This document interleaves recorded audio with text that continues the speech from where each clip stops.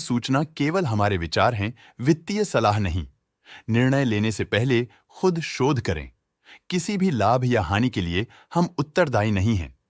आज हम देख रहे हैं जिलेट इंडिया लिमिटेड के 2024-25 Q3 की standalone financial performance. Starting with the sales, पिछले क्वार्टर से सेल्स में -12.5% का डिक्रीज हुआ है, मगर कंपनी ने पिछले साल के मुकाबले 7% का सेल्स इंक्रीज रिपोर्ट किया। Expenses -15% quarter on quarter decrease हो गए हैं, जो साल भर के 4% के राइज के साथ अलाइन करता है। एक्सपेंसेस में डिक्रीज अच्छा है, लेकिन सेल्स में डिक्रीज निराशा की बात है। ऑपरेटिंग प्रॉफिट, जो पिछले साल के कंपैरिजन में 17% अप हुआ है, quarter on quarter around -4% decrease हुआ है। Operating profit margin OPM annual basis पे 2% से इंक्रीज हुआ है और पिछले क्वार्टर के कंपैरिजन में 2% से इंक्रीज हुआ है। एक्सेप्शनल आइटम्स को ऐड करके अदर इनकम पिछले क्वार्टर के कंपैरिजन में 30.5% बढ़ गई, बावजूद इसकी ईयरली ग्रोथ 28% हुई है। इंटरेस्ट एक्सपेंसेस पिछले क्वार्टर से लगभग 3 गुना अप हुआ, लेकिन ईयर ओवर ईयर इंक्रीज 31% हुआ है। डिप्रिशिएशन कॉस्ट में 6.5% का क्लाइम देखने को मिला और ईयरली बेसिस पे -1% का डिक्रीज देखा गया। प्रॉफिट बिफोर टैक्स एनुअली 20% बढ़ा, लेकिन प्रोसीडिंग क्वार्टर से -6% डिक्रीज हुआ है। इस साल कंपनी ने 25% टैक्स पे किया और क्वार्टरली कंपनी ने 24.5% टैक्स पे किया है। नेट प्रॉफिट ने ईयर ऑन ईयर 21% का इंक्रीज दिखाया, लेकिन लास्ट क्वार्टर से -5% का कंट्रैक्शन हुआ है। इस क्वार्टर के दौरान कंपनी का परफॉर्मेंस इतना अच्छा नहीं रहा। नेगेटिव नेट प्रॉफिट लॉसेस को इंडिकेट करता है। वहीं अगर एनुअल एनालिसिस की बात करें तो इस साल कंपनी का परफॉर्मेंस अच्छा रहा। अर्निंग्स पर शेयर EPS में साल भर में 7% का इंक्रीज देखा गया, लेकिन क्वार्टरली में 5% की गिरावट भी नजर आई। इस क्वार्टर में कंपनी का EPS इतना अच्छा नहीं रहा। नेगेटिव प्रॉफिट कमजोर एफिशिएंसी को दिखाता है।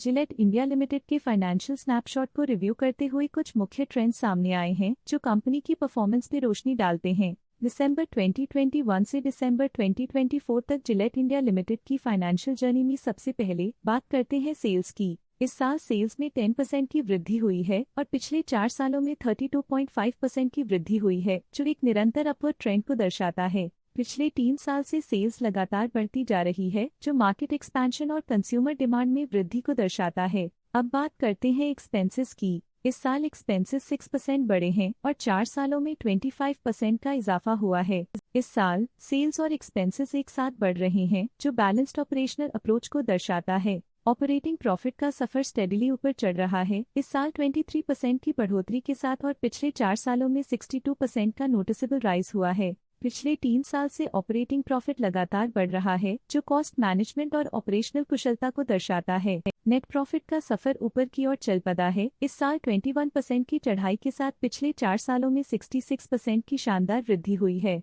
पिछले 3 साल से नेट प्रॉफिट लगातार बढ़ रहा है, जो फाइनेंशियल हेल्थ को मजबूती देते हुए इन्वेस्टर्स का ध्यान आकर्षित करता है। इस साल EPS ने ऊंचाइयों को छुआ है 21% की वृद्धि के साथ, जो पिछले 4 सालों में 66% की मजबूत वृद्धि पर आधारित है। पिछले 3 साल से अर्निंग्स पर शेयर EPS में लगातार इजाफा हुआ है, जो प्रॉफिट ग्रोथ को मजबूती देते हुए शेयर होल्डर वैल्यू को बढ़ा रहा है। चलिए अब बात करते हैं शेयर होल्डिंग पैटर्न की। जिलेट इंडिया की शेयर होल्डिंग रिपोर्ट्स कुछ इस प्रकार की हैं, जो दिसंबर 2024 के 31 तक चलता है। ये रिपोर्ट कंपनी के शेयर्स की डिटेल्ड जानकारी देता है, जिसमें promoters, promoter groups, foreign investors, public investors और सरकारी एंटिटीज शामिल हैं।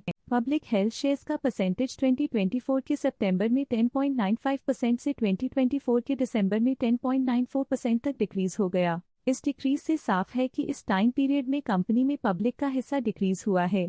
जब कंपनी के शेयर्स का अधिकतम हिस्सा प्रमोटर्स, FII, DII या गवर्नमेंट के पास होता है, तब ये माना जाता है कि कंपनी मजबूत हाथों में है, जो स्थिरता और मजबूत समर्थन को दर्शाता है और इस मार्केट की स्थिरता बनी रहती है। डोमेस्टिक इंस्टीट्यूशनल इन्वेस्टर के शेयर होल्डिंग में थोड़ा डिक्रीज आया 2024 के सितंबर से 2024 के दिसंबर में, जो दिखाता है कि डोमेस्टिक इंस्टीट्यूशंस ने अपने स्टेक को -0.84 से डिक्रीज किया है। FII, फॉरेन इंस्टीट्यूशनल इन्वेस्टर्स ने अपना शेयर होल्डिंग सितंबर 2024 में 3.26% से दिसंबर 2024 में 4.1% तक इंक्रीज किया। ये बताता है कि फॉरेन इंस्टीट्यूशंस ने कंपनी में अपना इंटरेस्ट 0.84% तक इंक्रीज किया है।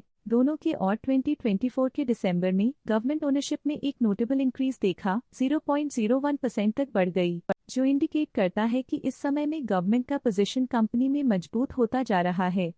ये था कंपनी का करंट शेयर होल्डिंग पैटर्न। आज के लिए फाइनेंशियल सेक्टर में इतना ही। देखने के लिए धन्यवाद। स्टॉक लेटेस्ट न्यूज अपडेट के लिए चैनल को सब्सक्राइब करें और वीडियो को लाइक एंड शेयर करें।